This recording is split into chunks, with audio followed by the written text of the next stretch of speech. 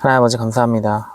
광야에서 먼 곳에서 또 이렇게 설교하지만 하나님 이곳에서 울려 퍼지는 목소리가 누군가에겐 도전이 되게 하시고 누군가에겐 또 생명의 말씀을 인도하시는 하나님의 귀한 말씀이 전해지게 하여 주시옵소서. 아무것도 모릅니다. 하지만 주님 확실한 것은 하나님 말씀 안에 능력이 있다는 것입니다. 하나님 그 말씀의 능력 붙들고 살아가기 원하오니 주님 말씀하소서 우리에게 생명 그리고 부활을 허락하신 주님을 찬양합니다. 말씀을 역사하실 예수 그리스도의 이름으로 기도드리옵나이다.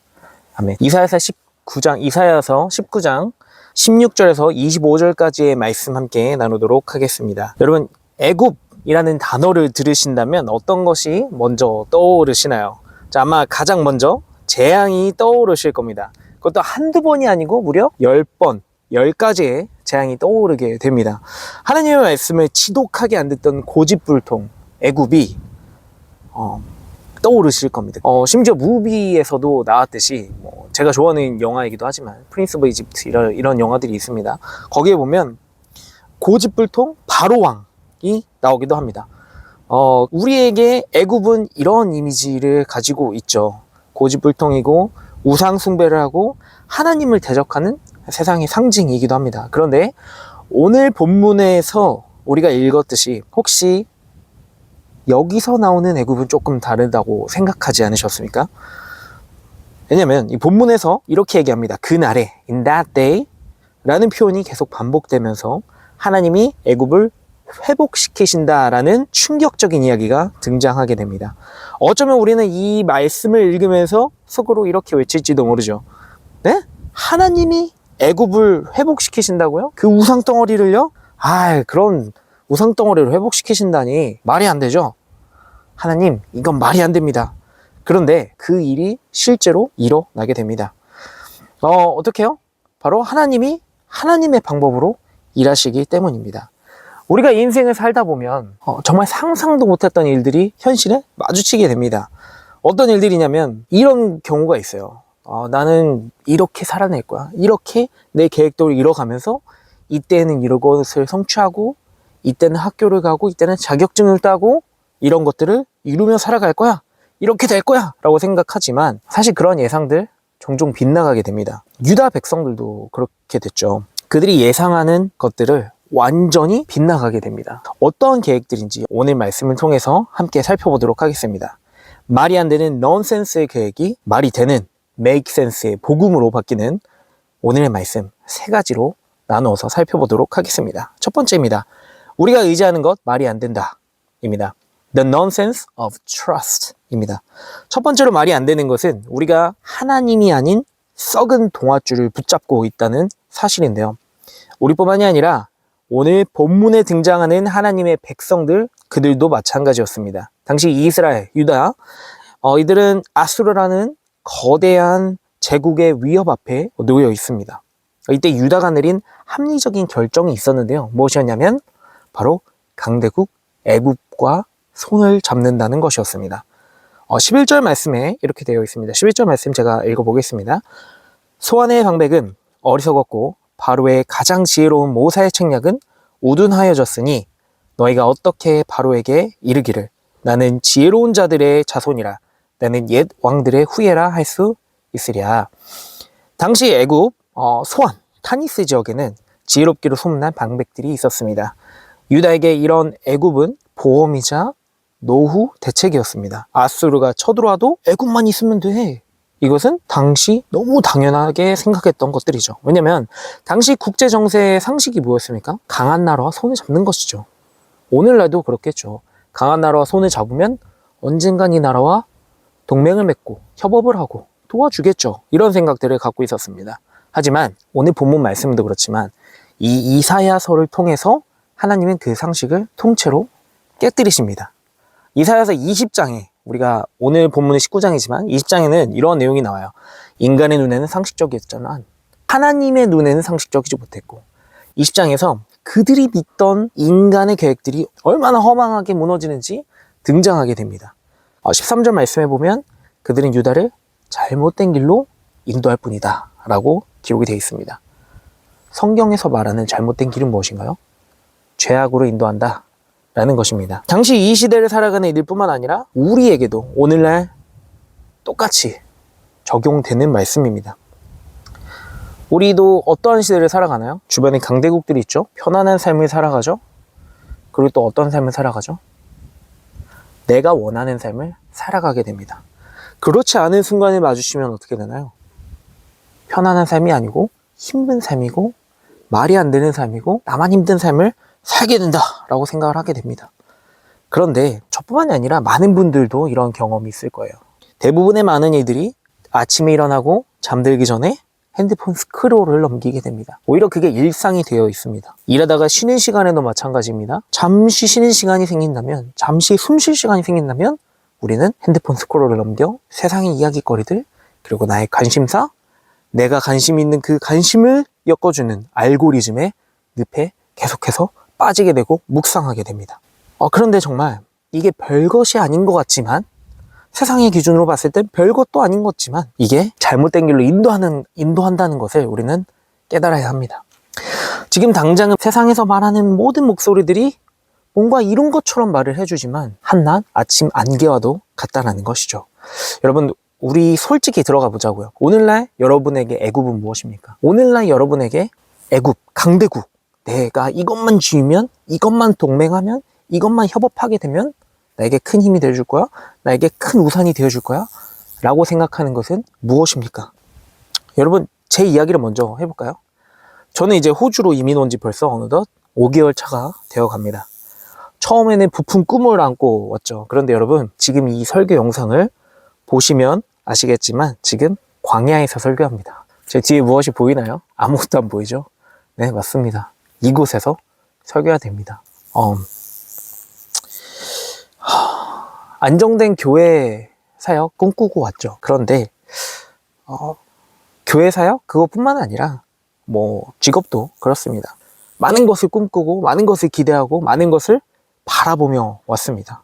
정말 애굽이 다 해결해 줄 것처럼 애굽을 붙들고 왔습니다. 지금도 캐주얼 잡으로 일을 하면서 전전긍긍하며 살아가게 됩니다. 근데 저뿐만인가요? 설교를 보고 계시는 여러분, 그리고 오늘날에 똑같이 살아가는 젊은 청년들, 그리고 많은 이들이 대부분 재정적인 안정이 내 미래를 책임진다고 생각하고 살아가게 됩니다. 재정적인 안정뿐만 아니죠. 좋은 스펙, 그리고 인간관계, 많은 세상의 기준들을 가지고 이것들이 나를 애굽으로 인도해준다. 이것이 나의 애굽이다 라고 생각하면서 살아가게 됩니다. 그런데 하나님은 말씀하십니다. 너가 의지하는 그 애굽 doesn't make sense야. 정말 이해가 안 되는 거야. 네? 무슨 말씀이세요, 하나님? 하나님, 세상에선 이게 성공이라고 말하고 세상에선 이게 힘이라고 말하는데 왜 하나님만 나에게 이게 힘이 아니라고 말하시나요? 왜냐면 하나님이 내가 의지하는 모든 것들을 순간 하고 정말 바람처럼 불어버리면 다 날아가기 때문입니다. 우리가 갖고 있는 모든 인간의 지혜, 우리가 갖고 있는 모든 계획들, 하나님이 아니라 하시면 한순간에 무너지는 것이 사실이기 때문이죠. 우리는 이 사실을 너무나 잘 압니다. 그런데 문제는 뭔지 아십니까, 여러분? 문제는 너무나 잘 알지만 머리로만 알고 있기 때문이죠. 마음으로 알고 있는 게 아니라 머리로만 알고 있는 것이 문제라 라고 하나님 말씀하십니다. 그래서 두 번째 포인트인데요. 우리가 두 번째로 살펴볼 것이 머리로만 알기 때문에 하나님은 이것을 고치기 원하십니다. 우리의 상식을 철저히 깨트리는 하나님의 징계 방법. 이것이 우리 오늘의 두 번째 포인트입니다. 주님은 때리는 것이 아니라 고치십니다. 22절 말씀인데 한번 읽어보겠습니다. 여호와께서 애굽을 치실지라도 치시고는 고치실 것이므로 그들이 여호와께로 돌아올 것이라. 여호와께서 그들의 간구함을 들으시고 그들을 고쳐 주시리라. 우리는 이렇게 생각합니다. 하나님께서 보통 적국을 치시거나 섬멸하시거나 파괴하신다고 하실 때 어떻게 생각하죠? 아예 그냥 멸망시키고 끝장내버리신다 라고 생각을 하게 됩니다. 그런데 이 말씀에서는 하나님이 왜 그들을 때리고 치신다 라고 얘기를 하냐면 고치시기 위해 라고 말씀을 기록합니다. 하나님이 애굽의 두려움을 주시고, 죄송합니다. 정말 광야의 설교는 별게 다 달라붙죠. 개미도 달라붙고. 네. 하나님이 고치시기 위해 때리신다고 합니다. 하나님이 애굽에 두려움을 주시고 그들을 치시는 이유는 단 하나입니다. 단 하나의 목적 무엇이냐면 치유하기 위해 치신다라는 겁니다. 인간의 상식으로는 말이 안 되지만 영적인 원리에서는 말이 됩니다. C.S. 루이스라는 기독교 변증가이자 또 작가가 있습니다. 그는 이렇게 말을 합니다. 세상에 온 그 고통은 귀 먹은 세상을 깨우시는 하나님의 확성기다 라고 말을 합니다. 그들이 징계가 너무 아파서 하나님께 부르짖으면 하나님은 놀랍게도 그들에게 응답을 하시는데 어떻게 응답하시냐? 한 구원자를, 한 보호자를 보내주시겠다 약속하십니다. 맞습니다. 그분이 누구시죠? 예수 그리스도이십니다. 우리의 구원자이십니다. 여러분 혹시 지금 내가 이해할 수 없는 고난 중을 그러한 시간들을 겪고 계십니까? 걸어가고 계십니까? 그러한 시즌들을 살아내고 계십니까? 하나님 왜 나를 이렇게 힘들게 하시나요? 하나님 내 타이밍 왜 내 방법대로 일하시지 않으시나요? 라고 생각하십니까?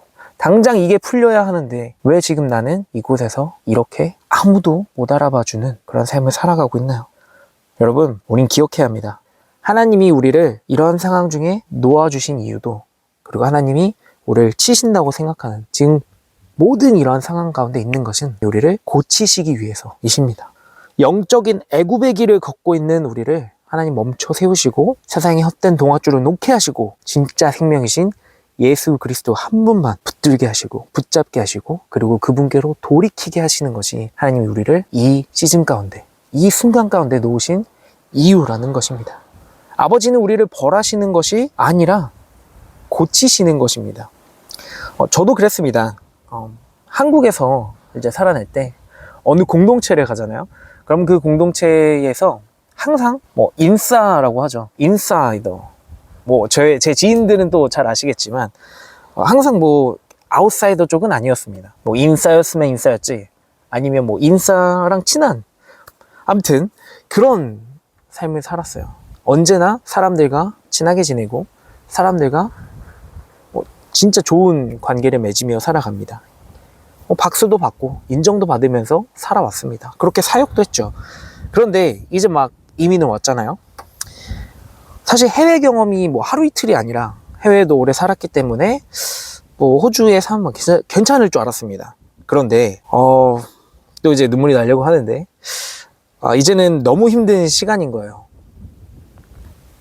감사하게 이제 호주에 오자마자 좀 얼마 안 돼서 취직을 바로 하게 됩니다. 취직을 바로 했고 그리고 정말 감사 가운데 직장을 잘 다니게 됐지만 그곳에서 인종차별도 많이 겪었고요. 그리고 한국에서는 사역하느라 모아둔 돈이 없었기 때문에 호주에 오자마자 가장 힘들었던 건 사실 재정적으로 안정되지 못해서 많이 힘들었습니다. 호주에 오자마자 물가가 얼마나 비쌉니까 여기. 그 높은 물가 하지만 매주 들어오는 그 돈이 가정 내 생활비로 정말 쭉쭉 빠져나가게 됩니다. 모아둔 것이 없기 때문에 쌓아내면 쌓아낼수록 비는 게 너무 잘 보이는 거예요. 너무 잘 쭉쭉 빠져나가더라고요. 그런데요, 제가 정말 힘들었던 건 이제 현지 분들이 얘기를 하실 때 좀 서운한 얘기를 하거나 좀 상처 주는 얘기를 하게 되면 마음속에 정말 깊이 오래 남고 그게 좀 오래 가더라고요. 누가 험담을 하거나 기분 상하는 말을 하면 마음속 깊이 상처가 되어서 막 그 상처를 묵상하고 패배감에 살아가고 그럴 때도 있어요. 그리고 하나님께 불평불만하면서 울면서 기도도 하고. 그런데 매일 아침 저녁으로 기도하고 말씀 묵상하며 그런 시간들을 보낼수록 하나님은 제 마음 가운데 선명한 마음을 주셨습니다. 계속해서 선명해지는 마음을 주셨는데 그게 뭐냐면 내가 의지하는 게 사람의 것들이었고 내가 사람들의 인정과 그리고 나의 개인적인 만족과 유익을 위해서 살아내려고 했던 그 내 자신이 얼마나 하나님의 영광을 가리우는지 얼마나 하나님의 자녀로 살아가는데 그것이 중요하지 않은지를 하나님 계속 보여주고 계셨습니다. 돌아보게 하셨습니다. 제 뒤에 보이는 것처럼 여러분 지금처럼 아무도 없는 이런 광야에서 이렇게 설교를 하게 됩니다. 아무도 봐주지 않아요. 이런 누구에게도 드러나지 않을 것 같은 이러한 설교들이 하나님이 제게 원하시는 사역이라면, 오히려 주님의 영광을 이렇게라도 드러낼 수 있다면 저는 이 길을 계속 가려고 합니다. 너무 힘들어서 정말 성경을 보기 싫을 때도 있죠. 저도 똑같지 않겠습니까? 그런데 하나님 계속 보게 하셨고, 계속 기도하게 하셨고, 계속 붙들게 하셨어요. 그래서 광야에서라도 한번 설교를 해보자. 어쩌겠냐. 뭐 누가 보는 사람이 없으니 더 실컷 더 열심히 한번 해보자. 그래서 이렇게 카메라를 켜고 오늘도 글을 쓰며 설교를 쓰며 이렇게 설교를 전합니다. 맞아요. 말이 안 되는 사역이죠. 뭐 한국에서도 저도 신학대학원을 졸업하고 많은 동역자들과 많은 사역자들과 관계를 맺으며 공부도 하고 연구도 하고, 그리고 심지어 교회 개척에 대해서 꿈을 갖고 많은 분들, 많은 목사님들을 찾아뵙고 배우고 이제 그런 시간들을 가졌습니다. 근데 이런 분들이 항상 얘기하시는 게 뭐냐면, 교회 개척을 할 때는 10명, 아니 적어도 3명, 최소한 3명, 그리고 코어 멤버가 꼭 있어야 한다. 귀에 딱지가 않을 정도로 진짜 들으며 배우고 그것을 준비했습니다. 그런데 그렇게 공부해도 하나님이 저를 이런 곳에 보내셨습니다. 이곳에 보내셔서 어떠한 시간들을 겪게 하시냐, 내가 갖고 있던 그 모든 지식들 다 내려놓게 하시고, 하나님이 얼마나 위대하신지 하나님의 계획들을 묵상하게 하시고, 그냥 한 걸음씩 천천히 다시 시작하게 하셨습니다. 이제 여기부터 다시 시작하려고 합니다. 그래서 함께 살펴볼 세 번째 포인트인데요, 은혜의 스케일입니다. 23절 말씀인데요, 이렇게 되어 있습니다. 23절 말씀. 그날에 애굽에서 아수르로 통하는 대로가 있어. 아수르 사람은 애굽으로 가겠고 애굽 사람은 아수르로 갈 것이며 애굽 사람이 아수르 사람과 함께 경배하리라. 역사적으로 이집트, 이 애굽과 아시리아, 아수르는 철천지 원수지간입니다. 서로 패권을 잡으려고 으르렁거리고, 그 사이에 낀 이스라엘은 늘 새우등 터지듯 정말 고통받았습니다. 그런데 하나님이 이 세 나라가 손을 잡고 함께 예배할 것이라 라고 선포하십니다. 정치적으로, 군사적으로 절대 불가능하죠. 정말 말이 안 되는 그러한 시나리오인데, 하나님이 여기서 정말 충격적인 호칭으로 그들을 부르십니다. 24절, 25절 말씀에 이렇게 됩니다. 그날에 이스라엘이 애굽 및 아수르와 더불어 셋이 세계 중에 복이 되리니, 이는 만군의 여호와께서 복을 주시며 이르시되, 내 백성 애굽이여, 내 손으로 지은 아수르여, 나의 기업 이스라엘이여, 복이 있을지어다 할 것임이니라. 내 백성, 내 손으로 지은 아수르, 나의 기업 이스라엘. 이스라엘에게만 사용하시던 그 하나님의 호칭이 이제는 원수들에게도 사용이 되어집니다. 권선징악으로 이들을 처벌하시고 패망시키시고 하셔야 되는데, 하나님의 방법으로 그들을 부르십니다. 여러분, 인생은 잘 아시겠지만 나의 뜻대로 된 적이 없습니다. 나의 기준으로 된 적이 없습니다. 정치적인 것, 외교적인 것, 이러한 모든 부분들, 위대한 대통령, 위대한 정치가, 위대한 누군가가 와서 해결할 수 있나요? 절대 안 되죠. 왜냐하면 모든 그 권력과 모든 움직임 가운데 하나님의 통치가 있기 때문입니다. 하나님의 방법으로만 가능하다라고 하나님 말씀하시는 겁니다. 이게 우리 인생과 무슨 상관입니까? 라고 얘기를 하시겠지만, 여기서 배워야 될 점이 바로 이겁니다. 이방 나라 원수들까지 하나님은 한 목적을 위해서 묶으십니다. 하나님의 방식이 정말 doesn't make sense라고 부르는, 믿지 않는 이들 가운데 하나님 make sense한 방법으로 이들을 부르십니다. 그렇다면 무엇이 우리 삶 가운데 make sense, 이해가 되며 정말 결론이 되는 것일까? 오늘 말씀의 결론입니다. 오늘날 수많은 나라들이 정치적으로, 이념적으로 찢어져 있습니다. 세대 간의 갈등, 젠더 갈등, 4분 5열 다 찢어지고, 심지어 나라뿐만 아니라 나라를 이루고 있는 조그만 사회, 바로 가장 소중한 우리 가정이 찢어집니다. 가정을 이루고 있는 우리 인간 간의 관계들도 점점 찢어집니다. 그리고 무엇보다 나의 인생이 꼬여버립니다. 이러한 세상을 우리는 살아가고 있습니다. 너무나 쉽게 발견되는 나의 상황, 내 이웃의 상황, 내 주변 상황들, 내 가정 상황들입니다. 우리의 이성으로는 절대 우리 해결할 수 없어요. 우리의 센스는 절대 이게 도무지 답이 나오지 않아요. 어떠한 방법으로도 불가능하다라고 얘기를 하는 순간들이 너무나 많습니다. 전혀 말이 안 되는 이 상황 가운데 완벽하게 말이 되는 하나님의 방법이 있죠. 모든 상황을 역전시키신 하나님의 위대한 방법, 바로 십자가입니다. 우리에게 가장 좋은 소식이고 패배에 쩔어있는 우리 삶 가운데 승리를 선포한 위대한 복음입니다. 사실 따지고 보면 하나님 없이는 마음대로 살려 했던 우리 자신을 바라볼 수가 없습니다. 우리가 영적인 애굽이 있었고 하나님을 대적하던 우리가 영적인 아수르였습니다. 그런 우리를 위해 창조주가 피조물을 대신해 죽으시는 가장 말이 안 되는 방법을 선택하셨습니다. 에베소서 2장 14절 말씀 제가 읽어드리겠습니다.